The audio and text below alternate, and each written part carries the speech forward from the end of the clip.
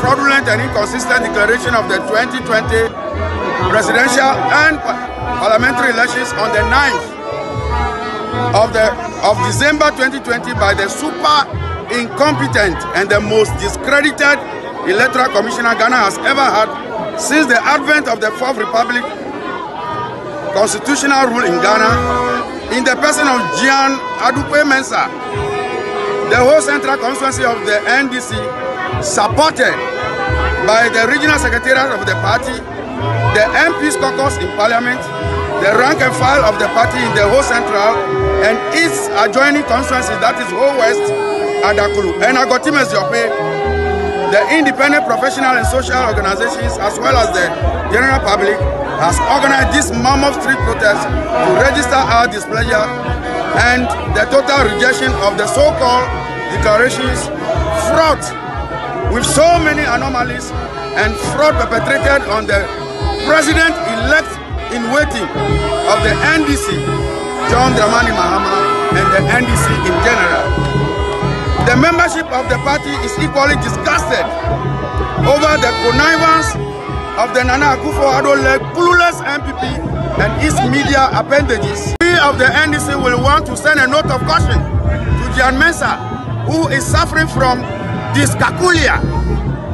who cannot even add up 137, 136 and single one correctly by getting a total of 273 instead of 274.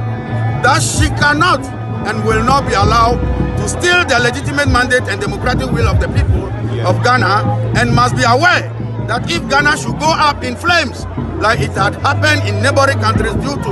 fraudulent conduct and the declaration of flawed results, she will be held squarely responsible by the people of Ghana. To the trigger-happy uniformed men and women whom the Akufo-Addo-led MPP government has used to infiltrate the ranks of our professional security institutions like the military and the police, should know that the day of accountability is fast approaching. We use this opportunity to commiserate with the families of our fallen heroes whose only crime was to gather to protect their ballots but met their untimely death through the use of brute force and shoot and kill others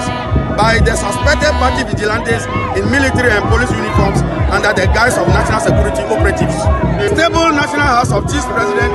and some compromised civil society organizations like Kodeo, IDEC, and the likes, such as Multimedia Joy FM, TV, TV3,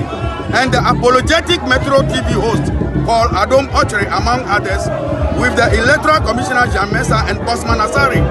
who all saw nothing wrong with the appalling and discredited conduct of Gyan Mensah in declaring the election results multiple and countless number of times, which can only find space in the Guinness Books of Records, but rather decided to vent their misdirected anger on the NDC. The victim of Gyan Mensah's calculated attempt to steal the democratic will and mandate of the people, simply for the NDC crying out loud when Gyan Mensah and Akufo-Addo were using a chair to deliberately sit on its toes, rather asking the victim to stop making noise and use silence means to pull the injured and badly bruised toes under the chair, instead of boldly telling the aggressor, Gyan Mensah, to leave the chair to offer relief to the victim that will make him stop the shouting, which the MPP and its collaborators paradoxically describe as empty noise or disturbance, and that the nation needs peace.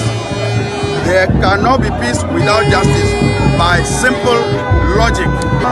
As regards the Supreme Court, which has become the reference point of the aggressors and their cohorts, by asking the NDC to go to court at the least opportune time, with the mindset that the court will rule in their favor, even in the face of incontrovertible evidence. We of the NDC want to believe that, as revered as the justices of the Supreme Court and other lower courts are, in tandem with their oath of office, they will discharge their responsibilities, as it were, to all manner of people, regardless of their color, race, gender, political affiliation, among others, to shame both those who over-rely on them and those who doubt their neutrality and bring their professionalism, nationalism, and patriotism to bear on their judicial responsibilities, with Ghana first as their cardinal principles in passing judgment, as well as we all cannot afford to bear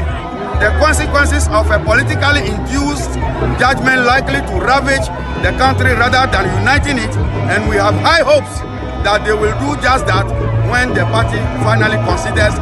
the court as an option. On this note, we want to caution the EC to respect its own electoral laws to declare the rightful victor, which we believe is John Dramani Mahama, and the Techiman South going undoubtedly for the NDC, as posterity will not forgive her for attempting to subvert the sovereign will of the people of Techiman South and Ghana as a whole.